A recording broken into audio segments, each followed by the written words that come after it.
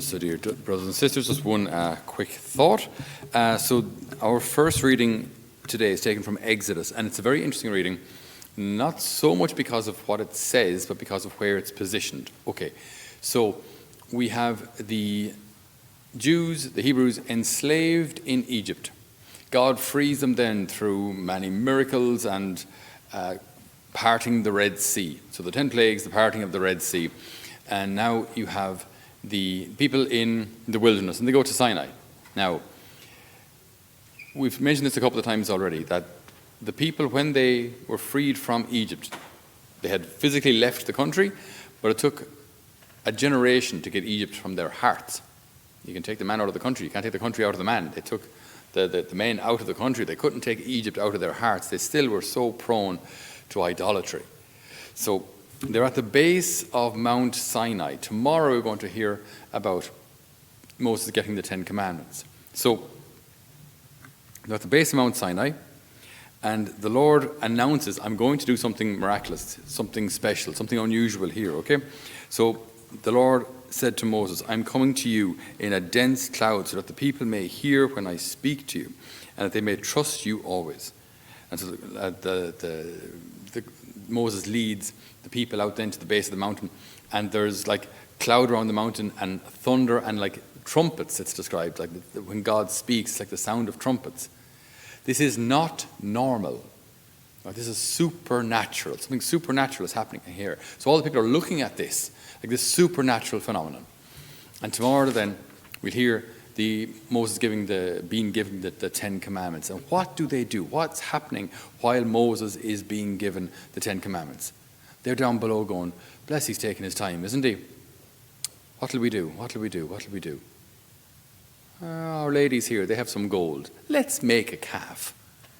So that's how prone they were to it. Like, it was so quick. Moses, we don't know how long he was gone, but I mean, I'm sure it wasn't 6 months. You know, I mean, he was gone for, I don't know, a couple of days. We don't really know. But in that amount of time, they already feel the need to kind of fill that gap with a creature of their own making.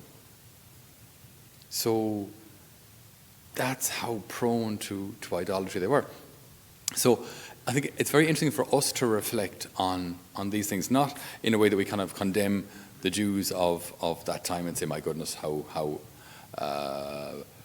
ridiculous they were, or how unfaithful they were, or after seeing all those things, I wouldn't have fallen. No, I wouldn't have fallen. But to think, is the Lord enough for me? And I think we were meditating on this a couple of weeks back.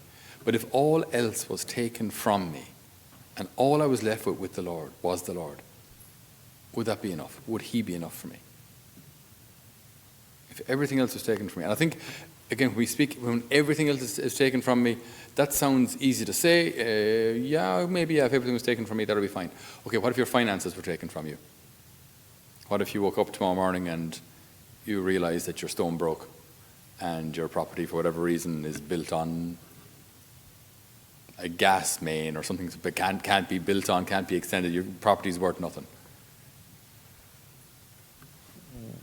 Despite that kind of human reaction, would you in your heart of hearts say, Lord, I have you. Lord, I have you. I have enough. I have everything because I have you. If you're diagnosed with terminal cancer, would you say, Lord, this is hard. This is really, really hard. But I have you. Again, it's easy to say. In reality, the people who do say this and live this are actually heroic. That is heroic virtue. To say, Lord, if everything was taken from me and I had nothing but you, you would be enough. You would be enough. And in a way, that's almost like how God has created us. Because as we get older, our abilities and our beauty and all these things that we were famous for, if we were good hurlers, good golfers, started businesses, in your 80s and 90s, who cares? Like it doesn't matter to you anymore. It's like, or all your millions. When you're 90, what are you going to do? Get yourself another Zimmer frame, gold plated. What are you going to do? Like, it's, you're not going to go for a mad skiing holiday off to, or Buenos Aires, or do something mad. You're not going to. You're 90, so your money is no good to you. So it's like the Lord has designed us that way, aware of the fact that in our later years, we will be giving things back to God. We will be giving our memory, probably, our health. People we know will pass away. And so we're giving them the opportunity to actually, not just theoretically answer this, but in practice to answer this. Lord, everything has been taken from me, but you are enough. My grandaunt, she was just short, 1 month short, I think, of 100 years old. And I said to her, that must be fantastic, Janie, 100 years. That would have been back in, I think she was born in 1915, so about 10 years ago. And I was talking to her, and she said, I said, Jim, it must be incredible. Like, you've seen, like, the first, well, you wouldn't remember much of the First World War, but the Second World War, and just like it's so much of the rise in communism. Like, you've seen so much, like a complete transformation of Ireland. And she said, yeah, everyone I know is dead.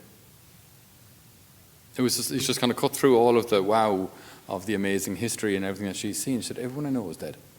Obviously her parents, but also brothers, sisters, neighbours, friends, they were all gone. And it was just like, it was one of those moments where I just thought, wowzers, because people talk about, the elixir of life and what can we do to live forever? Who wants to live forever? Why would you want that here? Why would you want to live here forever? We understand that there's this innate desire in us to want to live forever, but not here. This place is wonderful, especially for you guests when you come here. It says you've no responsibilities at all. It's fantastic to be here. So this is a beautiful place. But I don't want to live here forever. I want to be with God forever. And my gifts, my ability, the ones I have today at least, they're on loan. They're on loan. I won't have these forever. My health, I won't have this forever. My hair, well, it'll probably hold on 46. So it'll probably hold on for another bit. But like, it won't be there forever. So the good I can do today, I must do today. Because everything I have is on loan. Everything I have, eventually, I'll give back to the Lord. And if I can say then, Lord, you are enough, then I won't feel the need to do what happened in our first reading and fill that void with something or someone else. The Lord is enough for me. Now, don't get me wrong, we can still love our families, of course, but God remains number one. We can still have a career, we can still, earn money and pay your bills, please do. But God is still number one. So we can still live in the world, we can still enjoy beautiful things like, Janie, I passed through Ardmore today and I went down to the beach and ice cream and fancy coffees with ice cubes in them. And, fantastic. People love these things, great. You can do that. As long as it causes you to thank God. As long as ultimately He's the source of your joy. And then we won't fall into the same problem. And while we're waiting and nothing seems to be happening, I'll fill that void with something or someone else. Lord, you are enough for me. And teach me to pray, to say, and to mean it, that if all else was taken from me, and I had nothing left but you, that would suffice. Amen.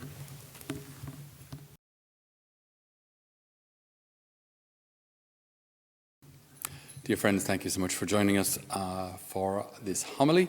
It's been a wonderful privilege to be able to reach so many of you through social media. We are in the middle of our fundraising campaign for Holy Family Mission for this year. It's a fundraising skydive, which will take place on September 14th. So if you'd like to support that initiative, there'll be 11 of us jumping. If you'd like to support that sponsored skydive, you can do so on our website, holyfamilymission.ie. Go up to the donate tab there, and that will take care of everything. Thank you so much for joining us. Thank you so much for your prayer, and thank you so much for your support so that we can continue to serve the many young people that come in our doors and serve all of your good selves. God bless you.